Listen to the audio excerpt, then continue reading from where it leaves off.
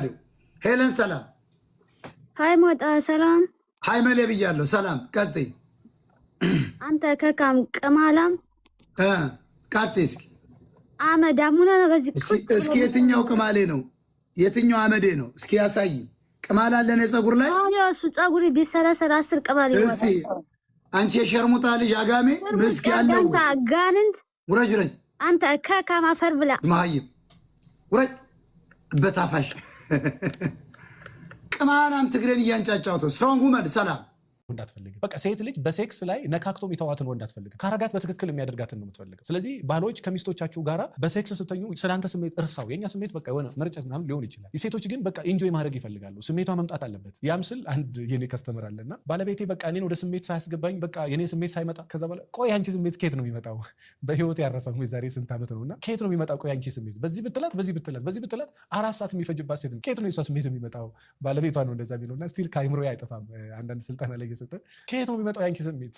እና እንደዛ እስከሚያስብል ድረስ በቃ ከናአካቴው የሆነ ያህልም መርዳት አለብሽ አንቺ የሆነ ያህልም ራስሽን ኮንሽስ አድርገሽ እዛ ቦታ ላይ የሆነ ነገር ማድረግ አለብሽ እንጂ ከናአካቴው እሱ መንጭቆ ያስነሳኝ የምትይ ከሆነ የማትመነጨቂ ሴት ከሆነ ምንም ስሜት የሌለሽ ከሆነ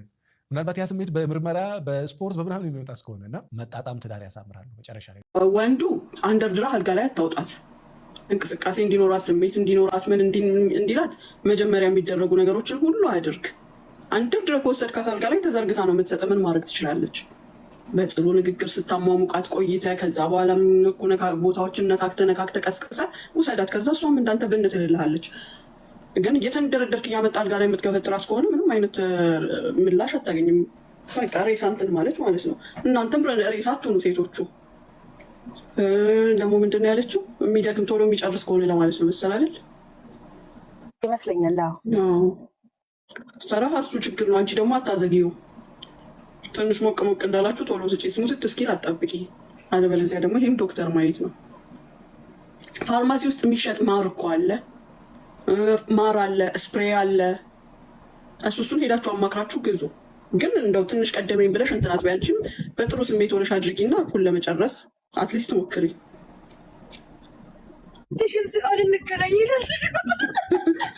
በኢየሱስ ስም ሸንቃጣቱ ፍሪ አንሳት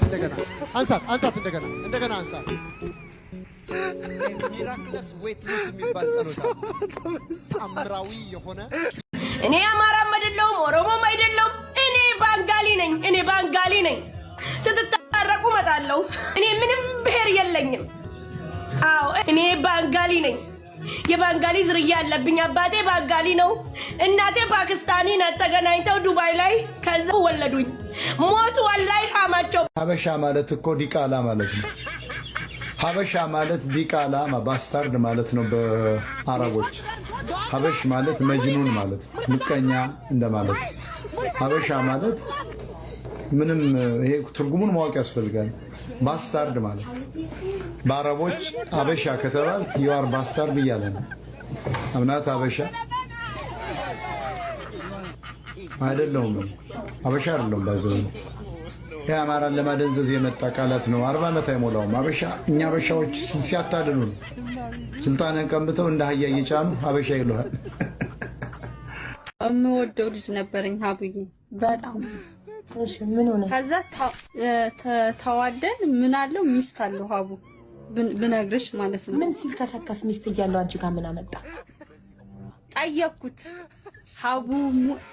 ወላሂ ነው የምልሽ ከአንድም 3 ጊዜ ጠየቅኩት እውነቱን ስነግርሽ ማለት ማላም ጠየቅኩት በምን ተዋወቃችሁ ከዚህ ቆንጆ ጋር አረ የተዋወቅነው ኖርማል እንደዚህ በቲክቶክ በምናምን አይደለም በአካል ነው የተዋወቅነው ከደሴ መንገድ ላይ ነው ታክሲ ላይ ነው ከደሴ ወደ አዲስ አበባ እየመጣሽ ከደሴ ወደ አዲስ አበባ እየመጣሽ ከዛ ምንድን ነው ያለኝ ጠረንሽ ደስ ይላል አለኝ ለጠረን እንደሰፈው እሺ አጠገብሽ ነበር የተቀመጠው